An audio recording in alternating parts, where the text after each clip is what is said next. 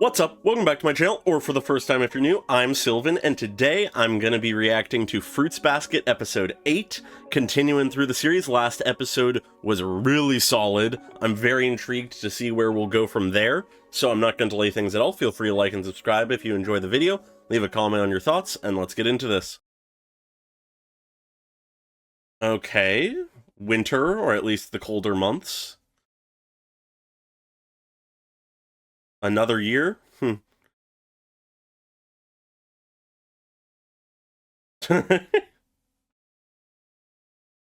Yeah, we were coming up on New Year's. God, okay, they are just not part of her life. Huh.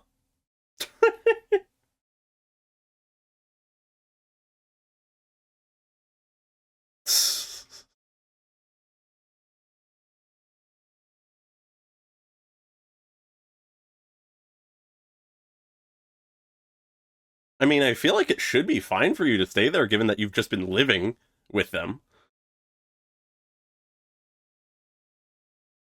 Hmm.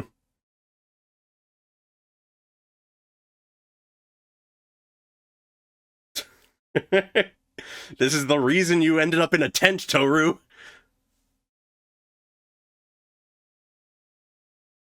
Ooh.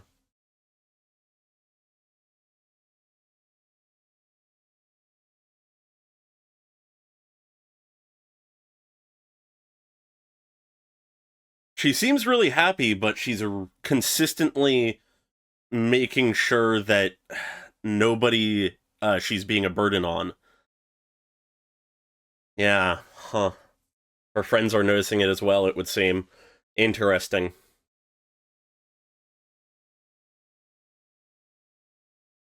I'm very curious what's going to happen with this New Year stuff. Are we just going to focus in on the main cast? It's been a minute since we touched in on them. Well, all things considered.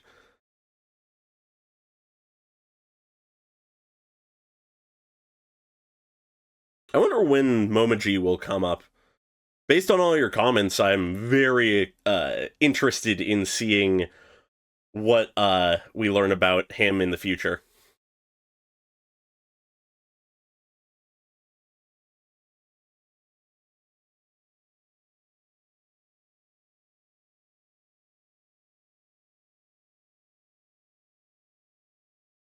Hmm.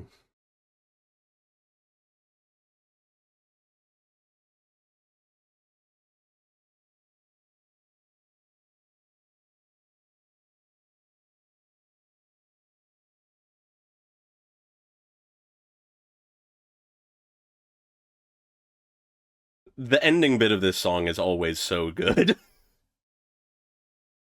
The vocalist does such a good job there. All right, the household. Another damaged door.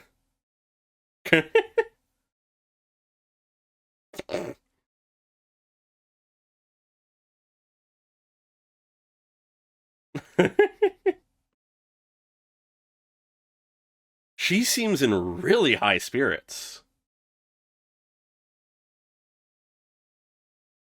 Hmm.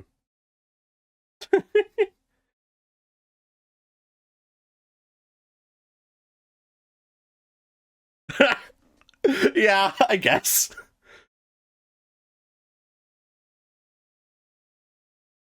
Yeah, no, that is a fair point. Yes, absolutely. You just gotta push the trauma down and it's good, it's fine.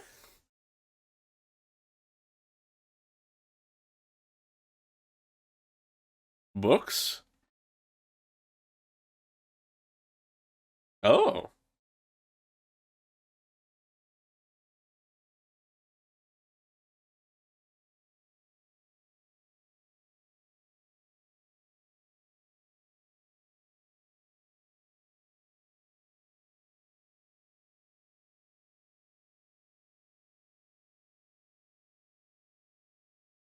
Why wouldn't it be? Unless?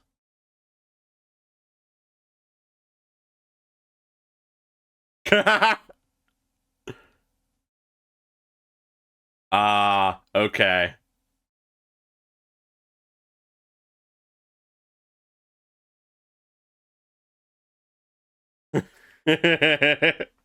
So it's a whole, like, the clan would have a family gathering.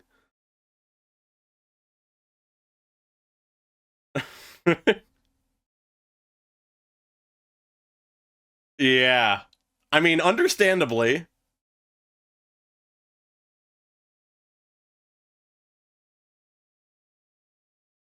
Yeah, it seemed like it.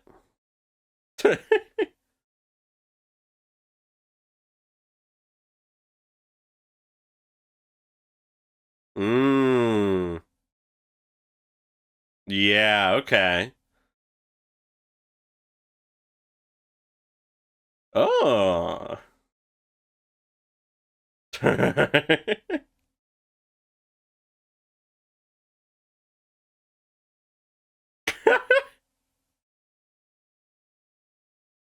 guess it makes sense now, though, why it would be more complicated for her to join in. I hadn't necessarily considered that. I'd forgotten that there was all the talk about New Year's being a big deal. Yeah.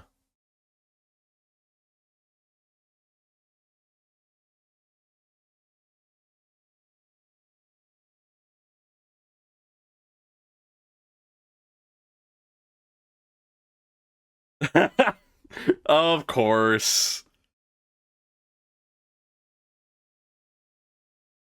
Mm. Ah. Okay. Always thinking of others.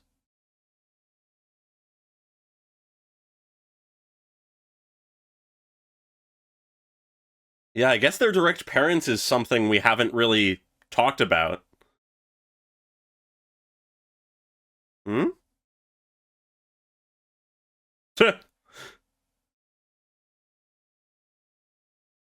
Okay.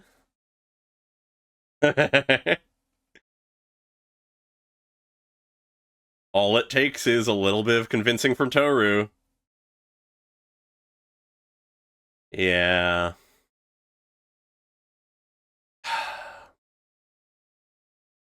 That's a good catch from them.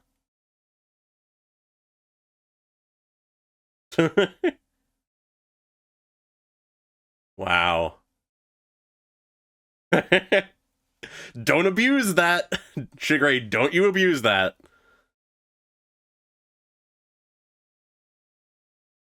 I'd be careful about that. Don't always trust her to be alright.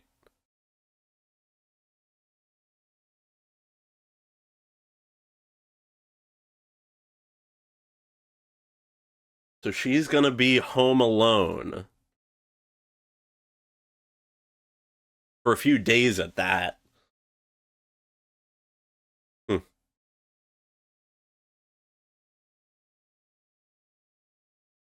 The anxiety for that is understandable, though.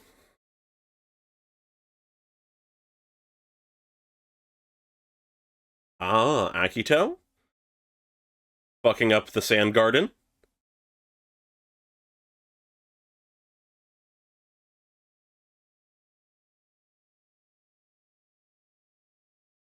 Hmm.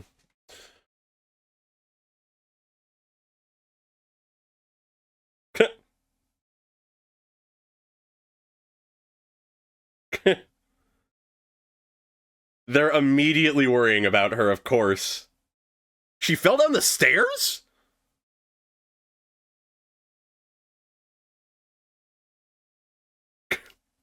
Oh my god.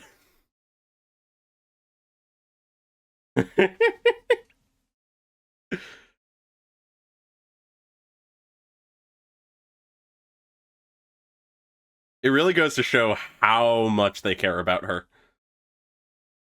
Both how much they're worrying and the fact that they went at all.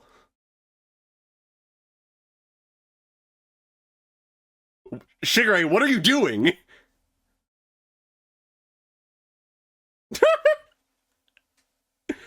Oh, God.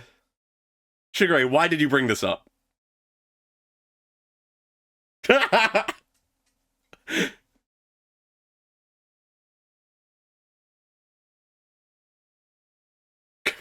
Hi.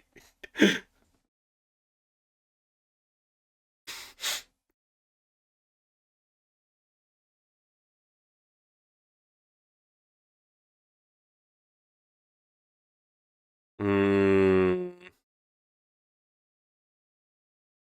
yeah, this would be the first year.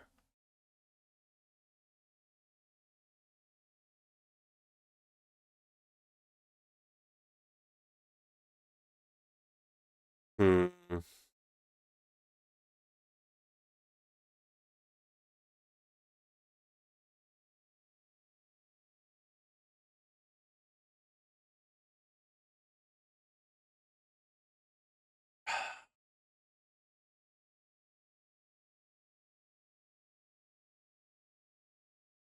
Yeah. She never lets anybody know what she's really feeling. She doesn't admit it to herself.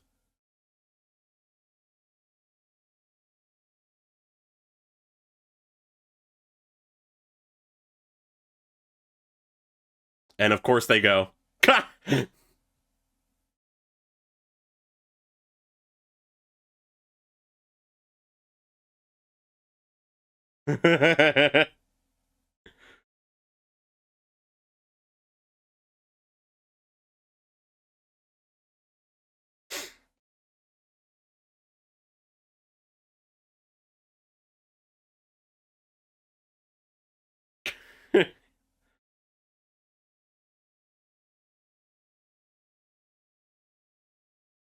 Oh, it was a bit of a coincidence.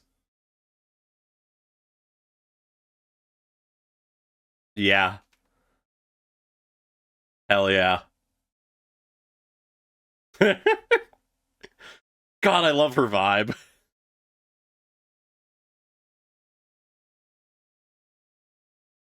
Yeah, it's been 4 months. Okay.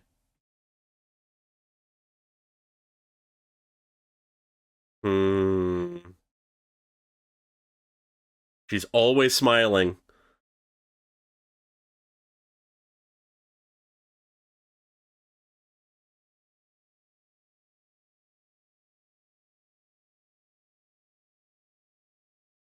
Oh,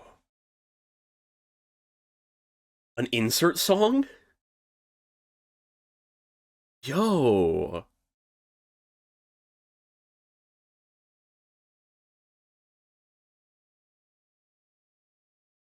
Hmm.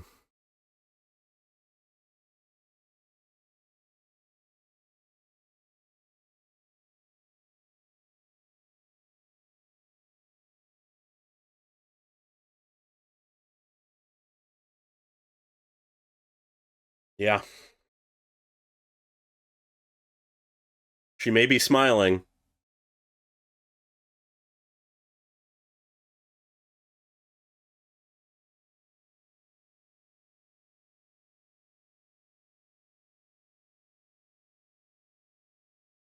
Not at all. Oh, I love that line.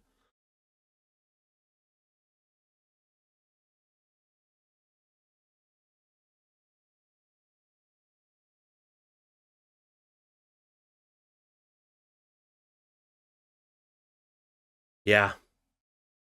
Let's all go home. The one thing that can get the two of them in sync. Oh my god, she was looking at her mother's picture. Oh fuck.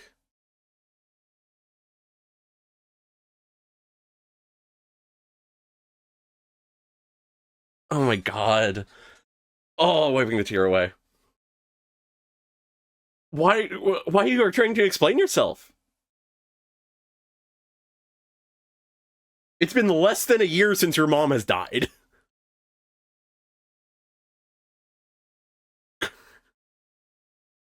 Oh my god.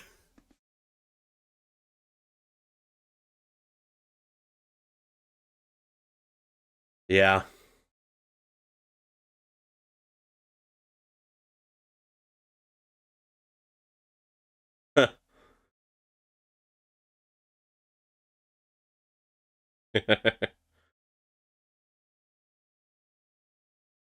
They're here to stay.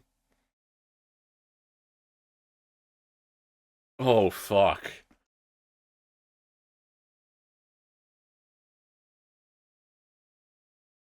Oh, that's so good. Now, how does Akito react? Oh? Ah.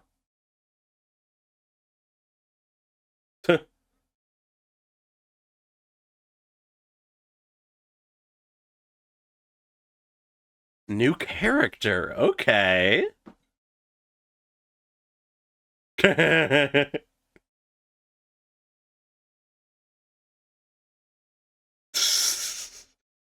Oh boy. Yeah. Huh. Yeah, he seems to be the one who can handle him best. Fight? Is that maybe, Kyo's master?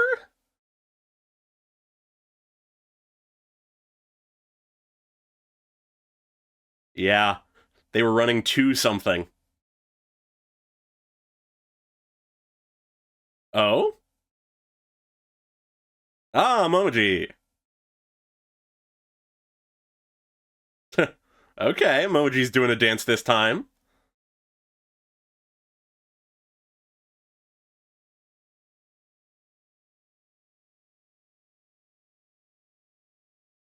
Yeah. I imagine Akito isn't too concerned about Kyo not being here, but Yuki.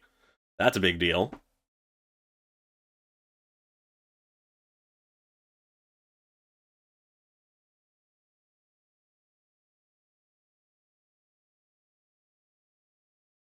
Oh?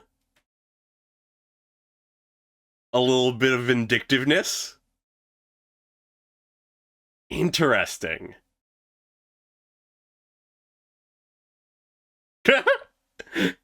They're wanting to make sure you're alright.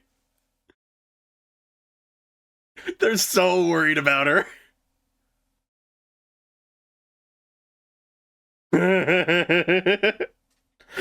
God, they're so worried.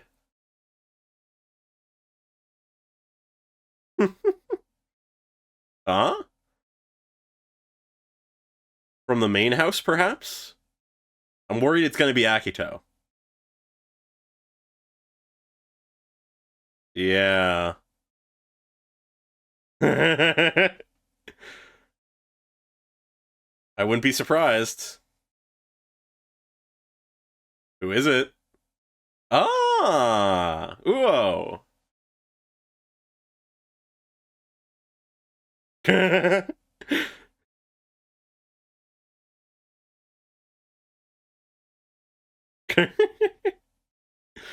Funny that she had the same thought, like, no, you'd only be the person to choke on Mochi. Yeah, checking in on her.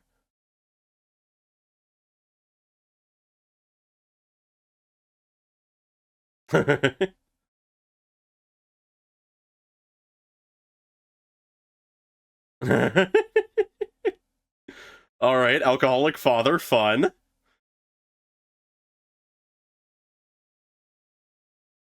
Hmm.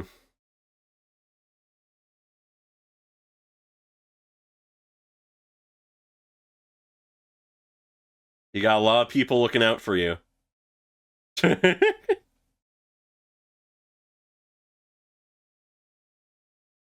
For some reason, God, she can't even realize her own trauma and sadness.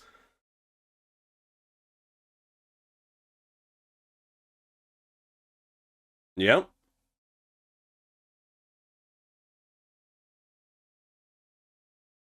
Everyone's looking out for you.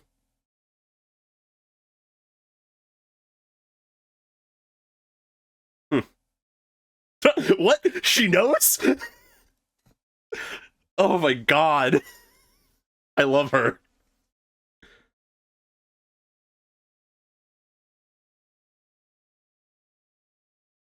Yeah. Any excuse to get away from him.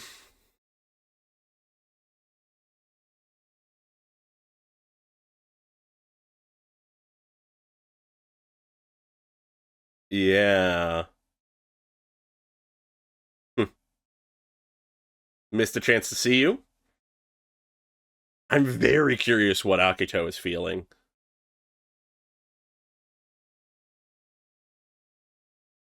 She seems fine, but she always seems fine. Going up to the roof?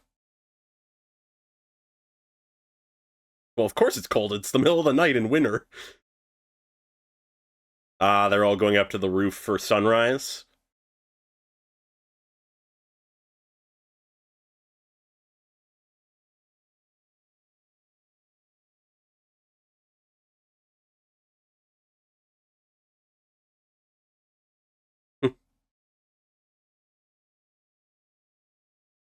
Yeah.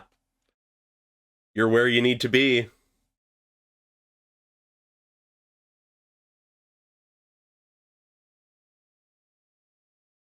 Hmm.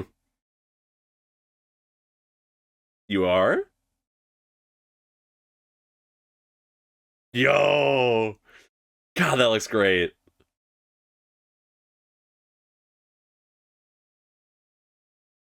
Oh, I really love this song. Yeah.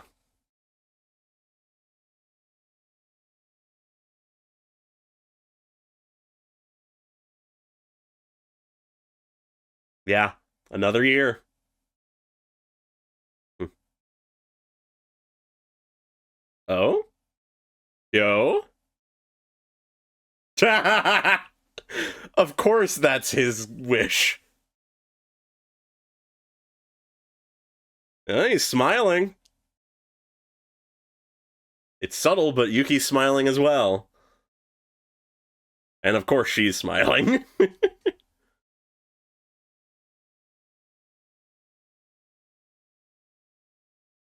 Hell yeah. I absolutely love this episode. I don't know how in only 8 episodes they have managed to achieve what they have, but it is so good. And what I mainly mean by that is just the capacity for the show to get us so attached to these main 3 of Tohru, Yuki, and Kyo, and more than that, enabling us to have multiple episodes in relatively quick succession that have major moments for these characters trying to make sure people are okay that feel like these big momentous moments. Literally, as we're getting the flashbacks to previous moments of Tohru while Yuki and Kyo are rushing back home, we have flashbacks to the last time something like this was happening, when they've brought her back home and accepted her into the household more permanently. That was only a few episodes ago, and in a series worse written, I would consider the fact that they're doing something similar again to be redundant and repetitive and not great,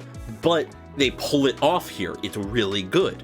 Obviously, if they misuse it too much, it will just sort of become rough, but as I keep saying, this series is incredibly well written, and it's pulling off everything it tries to do. But to get to what really this episode is about, it, much like the last time something like this happened, is about Tohru, Yuki, and Kyo first and foremost, and their relationship with each other. This time, though, the context is not that Tohru is having to move out because her family has room for her again, but rather she is alone for New Year's because they have a banquet at the main family household that she can't come to. So as usual, I'd like to take the characters sort of one at a time. I think I might talk about Yuki and Kyo simultaneously because they have very few moments that they are separate in this episode.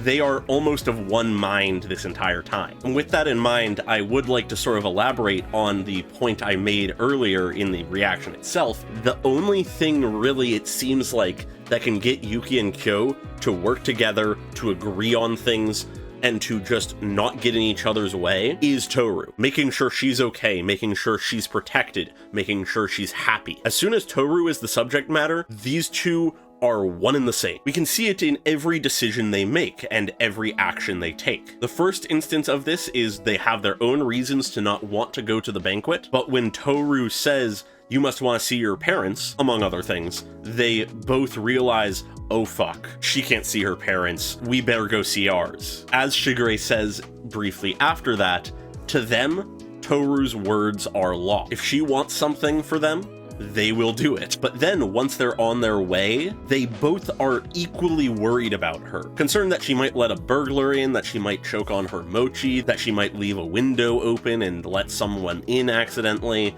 Whatever it may be, they are terrified of what she might do, / what might happen to her. And then once they hear Hana talking about how this will be the first New Year's that she is truly alone, both of them immediately come to the same realization.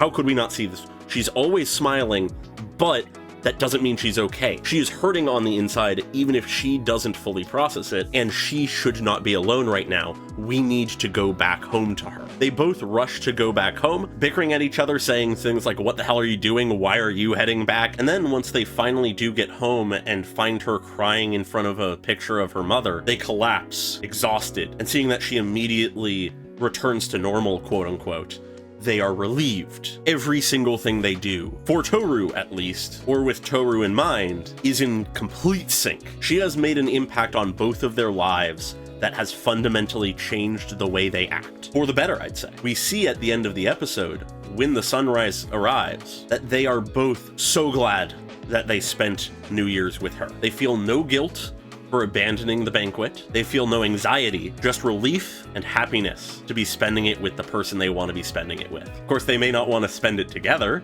They may not like being there together, but they're happy because Tohru is there. But now jumping to Tohru, this episode gives me some very important information, I think, about Tohru. It's nothing super major, really. We haven't gotten some big twist or major reveal about her in this episode, but there is some expansion of her character here that I would like to acknowledge. As we already know, Tohru is someone who is a people pleaser. She is always trying her best to not be a burden on others and make sure that others are okay and happy. And she is always smiling, never letting any of her negative emotions show whenever she can help it. She does as best she can to never cry unless it's out of joy, never be upset, never be discontent, never be angry. She always is smiling and happy. But what this episode tells me about her, and that specifically, that always being happy, at least on the surface, is that in no way is that an act. There is never a moment where she is not happy, or at the very least, trying her best to be happy. She is not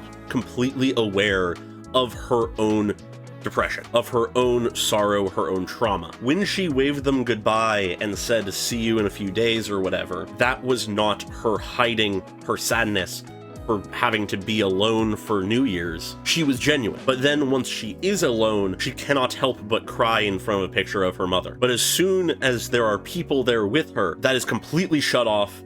She is no longer sad. She's no longer crying. She's trying to brush it off as nothing, and she is happy again. Though last episode I said she can recognize that something about her is changing for the better, having moved in with the Somas, this shows me that she is very unaware of her own feelings and emotions. She's a deeply traumatized person whose default state is happiness. For those who care about Tohru and people like her, it is one of the most dangerous forms of depression. I'm not saying necessarily that she is truly depressed, but she absolutely has trauma, unresolved trauma at that. Someone who cannot recognize their own sadness, depression, trauma, whatever you want to call it, and is always claiming to be happy because as far as they know they are the people you have to be most careful to make sure are actually okay. And it's something that in this episode, Yuki and Kyo realize. It causes them to worry a little bit more than they probably should, but they've realized that they have to make sure constantly that she isn't just saving face, which is hard when she does not fully know if she is either. And so because of that, it is incredibly nice to see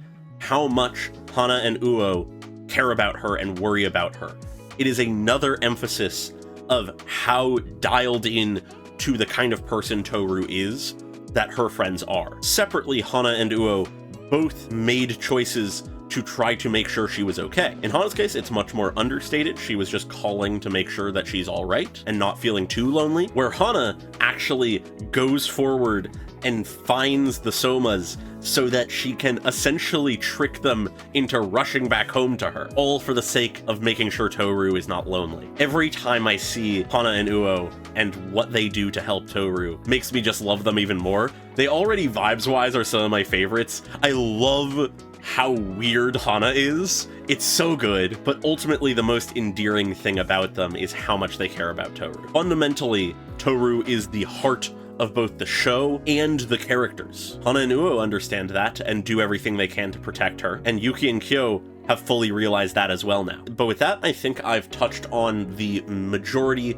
of the actual character work in this episode. There are a few more things I'd like to acknowledge. First is we get a new character, one with white hair, obviously one of the Somas, presumably one of the Zodiac, given that he is here among the fellow Zodiac members, who we don't get the actual proper name of, just a confusing nickname of Ha, and beyond that we don't really get too much of their character. They seem fairly mellow, but it's entirely possible this is just the current environment that makes them that attitude. But the most notable thing about them, I think we can gather from this episode, is their line when they are just sort of clearly annoyed that Yuki and Kyo aren't here, when they say, "I was looking forward to my last fight of the year," implying that they were going to fight either Yuki or Kyo.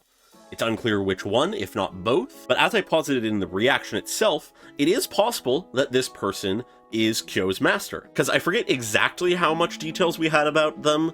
I speculated a lot about who they might be, so I'm beginning to blur the lines after the one time they were mentioned. But I feel like it very much could be them. Someone else who is interested in fighting, someone who was looking forward to a fight, very much could line up to be the person who trained Kyo. Now, of course, they also could just be another person who wants to fight and is interested in martial arts, and Yuki is a talented martial artist, it seems, so maybe they just wanted to fight him. But exactly what the context of that line is unclear, other than the fact that they probably are some kind of martial artist or combatant. Otherwise, though, the last thing I want to touch on is Akito. Akito continues to loom large over this series, always consistently being mysterious and enigmatic and unclear exactly what they're doing or feeling. But it seems that, at least according to Shigere's interpretation of events, that this time things did not go in Akito's favor. He's reaped what he sowed,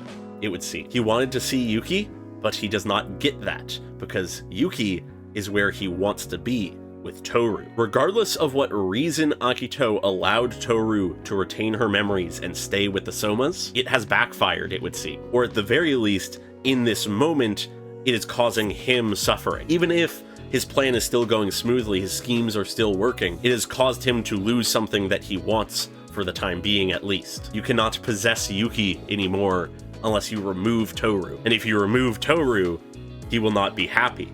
And he will even seek her out again, in all likelihood. Given that in this episode, during the flashbacks, we had a reminder of the line from Tohru, "If I lose my memories, be sure to befriend me again." Perhaps Akito underestimated Tohru. Perhaps he underestimated her capacity to impact and change Yuki and Kyo. Of course, he cares more about Yuki in this case, but nonetheless. Which makes me happy to see that he is not happy right now. I personally am not the kind of person to be vindictive or cruel to people. Or at least I hope I'm not. I try not to be. But that does not mean I cannot enjoy a villain, an antagonist, suffering because of their own actions. It's always satisfying to see, especially when we're at the point in the story where we have no way to understand why Akito is the way he is. As for now, he is just a villain, just an antagonist who serves as the opposite perspective, or at the very least thematic rival to our protagonists. Which actually, wow, okay, I just had a wild thought of word association shit. Getting beyond Akito alone, this might be just completely nothing, but I can't help but bring it up now that I thought of it. Last episode, we had several of the Somas mention that they are cursed. Obviously, this has to do with their connection to the Zodiac. Potentially, their connection to the Zodiac itself is the curse. But what exactly the curse is does not matter for what I'm bringing up right now.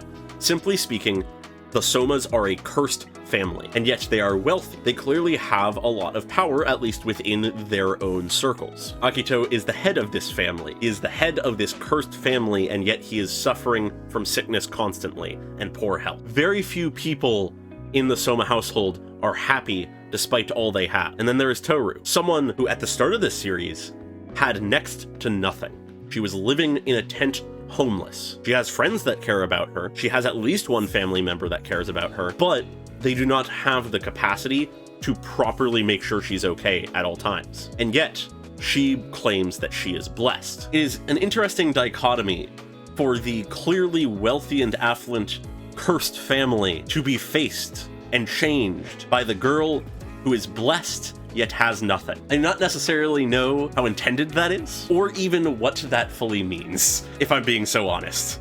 But there's something to that I like.